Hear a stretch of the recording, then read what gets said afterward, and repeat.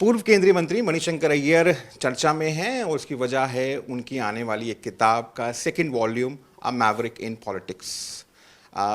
Manishankar Iyer Congress party के member हैं, लेकिन अभी फिलहाल पार्टी में एक्टिव नहीं है, भारतीय राजनीति में एक्टिव नहीं है। मैं सर 2014 पर आपसे पूछ रहा था कि 2014 के अंदर पार्टी की 44 सीटें आई, 2019 के अंदर फिर 52 सीटें आई।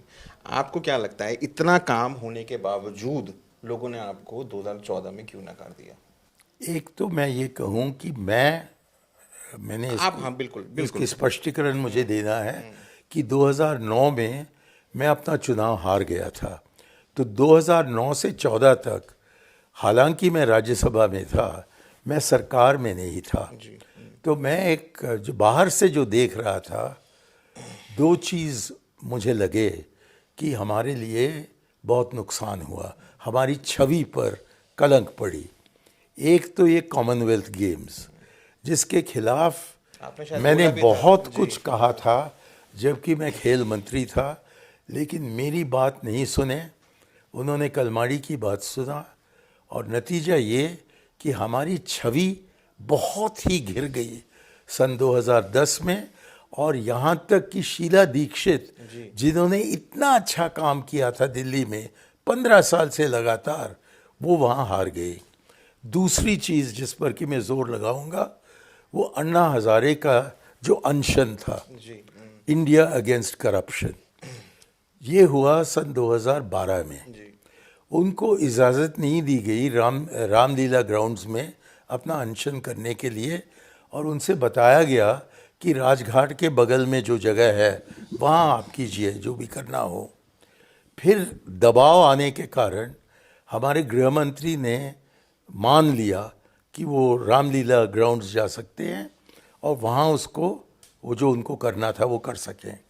उस बीच में बाबा रामदेव वो यहाँ दिल्ली आए, और गजब की बात है कि हमारे 3 वरिष्ठ मंत्रीगण एयरपोर्ट गए ये बाबा रामदेव को का स्वागत के लिए, लेकिन उनका लक्ष्य ये था कि वहाँ से हम इनको सीधा क्लैरेजेस होटल ले जाएंगे और वहाँ उनको रुकवा कर उनसे कुछ समझौता करेंगे कि वो अन्ना हजारे से जुड़ने के लिए न जाएं। तो कागज़ पर तो उन्होंने अपना हस्ताक्षर दे दिया, लेकिन होटल से निकलते ही वो सीधा रामलीला पहुंच गए और उनका साथ दिया। और यहाँ बड़ा हंगामा मच रहा था इस पर, यहाँ तक कि गृह मंत्री ने तय किया कि इस पर कुछ लाठी चार्ज होना चाहिए, और रात के 3 बजे जाकर उन्होंने ये लाठी चार्ज करवाया जबकि लोग सो रहे थे। अब हमें बड़ी हंसी आई जबकि बाबा रामदेव वहाँ से छिपकर निकलने के लिए अपने सर पर एक बुर्खा पहना, लेकिन पकड़े गए सलवार। लेकिन ये सारे जो हंसी की बात थी, इसके बावजूद मेरे ख्याल में हमारी सरकार की छवि पर इतना चोट लगा कि उससे निकलने की बड़ी आवश्यकता थी, और उसके लिए बहुत ही ज़रूरी था कि हमारी पार्टी मजबूत हो और कि हमारी सरकार वाकई सरकार को चलाए, हुकूमत को चलाए। लेकिन तकरीबन उसी समय सोनिया जी भी बीमार हो गई और मनमोहन जी भी बीमार हो गए। तो न तो पार्टी में कोई नेतृत्व था, न तो सरकार में कोई नेतृत्व था, और उस सूरत हाल में कुछ हल निकलता तो तब निकलता क्योंकि उसी समय राष्ट्रपति का चुनाव भी तय किया गया था। तो उन्होंने, कांग्रेस पार्टी ने मनमोहन जी को राष्ट्रपति बनाते और प्रणब मुखर्जी को प्रधानमंत्री बनाते, वो तो बहुत दुरुस्त थे, वो तो अच्छे सैयद में थे, कुछ लोगों तो उनको बनाते, वो एक बहुत अनुभवी मिनिस्टर थे, तो शायद हम हारते, लेकिन इतनी बुरी तरह से नहीं हारते।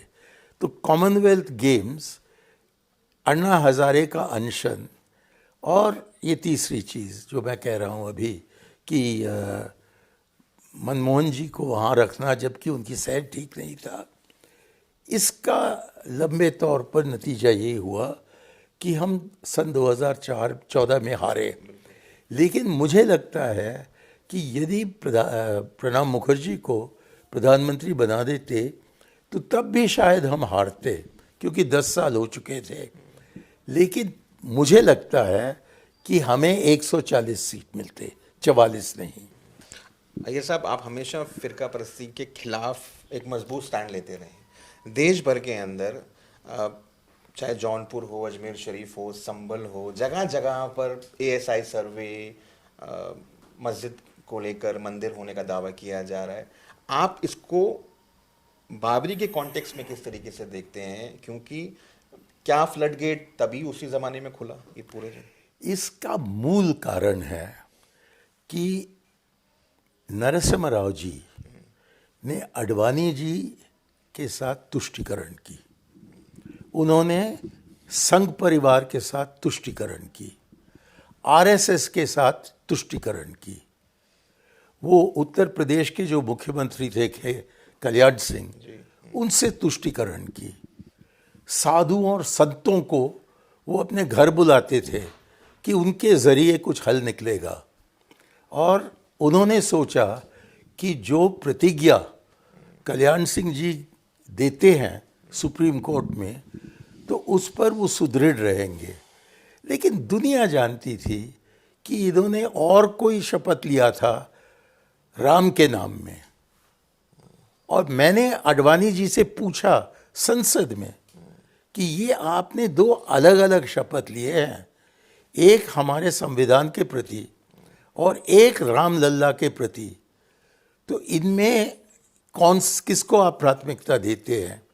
और उन्होंने जवाब दिया कि इन दोनों को मैं मानता हूँ, लेकिन यदि कोई कॉन्ट्रडिक्शन आए इन दोनों शब्दों के बीच में, तो तब जो शपथ मैंने संविधान के प्रति दिया है उसी को हम प्राथमिकता देंगे। लेकिन अंत में जाकर 6 दिसंबर को उन्होंने अपना मुंह उतना ही बंद रखा जितना कि नरसिम्हा राव ने बंद रखा।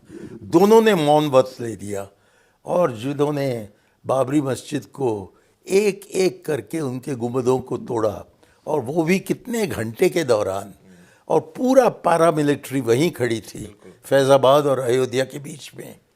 और न तो कल्याण सिंह ने उसका उपयोग किया और न तो यहाँ जो प्रधानमंत्री थे वो अपने पूजा पाठ कर रहे थे।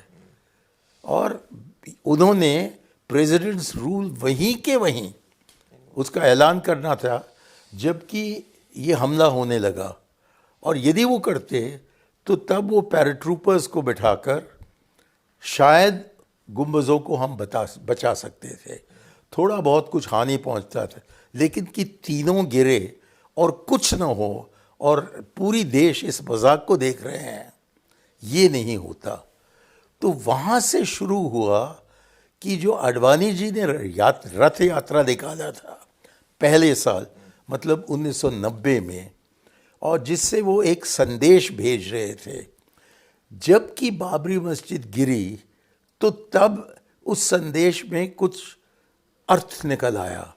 और उसके बाद जो आज तक हो रहा है वह उसका मूल जो है, the root of the problem, वो इसी चीज़ में देखेंगे कि जो तुष्टीकरण किया गया आडवाणी के प्रति, RSS के प्रति, संघ परिवार के प्रति और कल्याण सिंह के प्रति, ये है मूल कारण कि आज हम इस हालत में हैं। सर, आपके फॉर्मर कैबिनेट कोलीग हैं पी चिदम्बरम साहब, उन्होंने एक बात कही कि this country seems to have shifted towards right.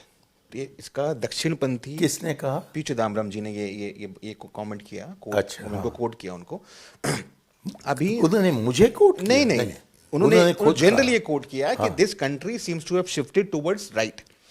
मैं आपसे ये जानना चाहूंगा कि अभी 2 चुनाव में कांग्रेस पार्टी की हार हुई, 2 में जीत हुई जहां पर रीजनल पार्टी आगे थी, और ये कांग्रेस जहां पे सामने थी बीजेपी के, वहां पर हार हुई। आप अपने दर्शकों को बताइए कि जो लोकसभा के चुनाव में हुआ उसका तुलना आप कर रहे हैं 2 राज्य चुनाव के साथ। और ये मैं समझता हूँ कि गलत बात है। आप देखिए कि हुआ क्या इस लोकसभा चुनाव में। लोकसभा चुनाव में हमारी सीटों जो थी कांग्रेस के, वो दुगुना ज़्यादा हुई। हम 54 से कोई 99 तक पहुँचे। लेकिन हम अकेले नहीं लड़ रहे थे, हम एक गठबंधन के साथ लड़ रहे थे। उस गठबंधन का नाम हमने दिया था इंडिया। लेकिन अफसोस की बात है कि इंडिया गठबंधन पर उतना ध्यान नहीं दिया गया कांग्रेस के तरफ से जिसको देना चाहिए था। लिहाजा ये एक कमज़ोर सी गठबंधन थी जो कि मैदान में उतारा गया सन 2024 के अप्रैल महीने से आगे। और इतने बलहीन होते भी हम बीजेपी के बस 10 सीट पीछे रहे, 10 ही सीट।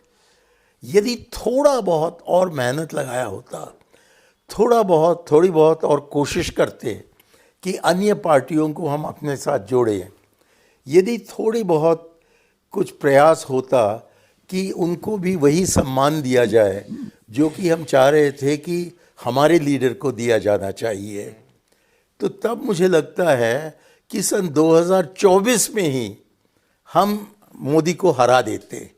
लेकिन ये हुआ नहीं।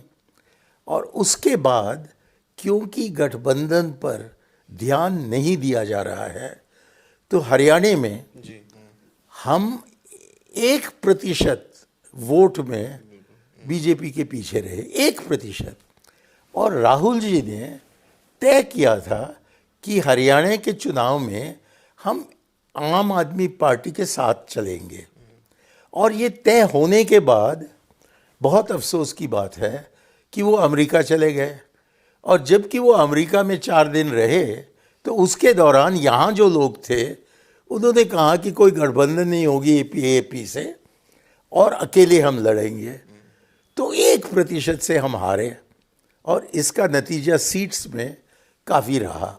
और फिर कुछ गड़बड़ भी हुई होगी और उस पर जांच चल रहा है। एक आखिरी सवाल मैं लेना चाहूँगा आपसे। आपने कहा कि अगर ऐसी पॉसिबिलिटी होती कि 2012 के अंदर प्रणब मुखर्जी को एलिवेट करके प्राइम मिनिस्टर बना दिया जाता और मनमोहन सिंह को एक सेरेमोनियसली उनको एग्जिट दिया जाता एज ए प्रेसिडेंट, लेकिन बाद में वही प्रणब मुखर्जी आरएसएस मुख्यालय भी गए, जिसको लेकर उनका क्रिटिसिज्म भी हुआ, उसको आप कैसे देखते हैं? क्योंकि वो अपने को एक निष्पक्ष राष्ट्रपति समझते थे। वो हमारे संविधान का सम्मान देते थे। वो कहते थे कि एक बार मैं राष्ट्रपति बन गया तो मेरी कोई पार्टी नहीं रही और मेरा कोई भूत नहीं रहा। मुझे आगे देखना है और राष्ट्रपति का काम निष्पक्ष तरीके से करना है। और जब ये बीजेपी सत्ता में आई तो उन्होंने सोचा कि जो इनकी विचारधारा का मूल है, जहाँ से कि वो शुरू हुआ है आरएसएस, वहाँ ज़िंदगी में पहले बार वो गए समझने के लिए कि ये नई चीज़ क्या है, कि ये दुष्ट चीज़ है या अच्छी चीज़ है। और उनका राय क्या बना निजी तौर पर हम नहीं जानते, क्योंकि वो सब उन्होंने अपने दिल में रखा। लेकिन जो उन्होंने देखा उसको उन्होंने उसके आधार पर उन्होंने अपने राष्ट्रपति के काल पूरे किए। और उनकी बेटी, जिससे मेरी बड़ी दोस्ती है, शर्मिष्ठा जी, शर्मिष्ठा ने कहा मुझसे कि वो बहुत नाराज़ हो गई कि उनके पिताजी वहाँ आरएसएस के यहाँ चले गए थे। तो परिवार के अंदरूनी बात तो बाहर नहीं आती है। लेकिन मैं ये नहीं समझता हूँ कि क्योंकि प्रणब मुखर्जी मोहन भगवत जी से मिलने गए नागपुर, या पता नहीं किससे वो मिले, जब वो नागपुर गए उन्होंने देखा होगा अपने लिहाज से कि आरएसएस क्या चीज़ है और क्यों इतनी शक्तिशाली अचानक बन गई है। क्योंकि इनके दौर जबकि ये कांग्रेस में थे, तब तो आरएसएस का ना नाम ना निशान था। 1984 में बीजेपी को 2 ही सीट मिले, मात्र 2। तो इस लाचीज को बहुत बड़ा बनाने में वीपी सिंह का बड़ा हाथ रहा। और वीपी सिंह ने जो गलती की और उसके साथ साथ जो नरसिम्हा राव ने किया, तो इत्तफाकन ये हो गया है। हमारे पीछे हमारी सभ्यता है 5000 साल की, ये है हमारी तहजीब और तमद्दुन, और इस पर हम सुदृढ़ हैं। इसके आधार पर हम समझते हैं कि एक दिन हम जीतेंगे। और ये जो 10 साल गुजरे हैं, ये अंग्रेजी में मैं कहूँ इट वाज एन एबरेशन, और मोदी को हम भूल जाएंगे। और ये पूरे गंदे दिन जो बीतते रहे हैं वो उनको भी हम भूल जाएंगे और एक उज्जवल भविष्य की तरफ भारत को ले जाएंगे। थैंक यू हमसे बात करने के लिए और बेबाकी से अपनी बात रखने के लिए। ये थे मणिशंकर अय्यर। संजीव कुमार के साथ मैं राहुल गौतम, आज तक के।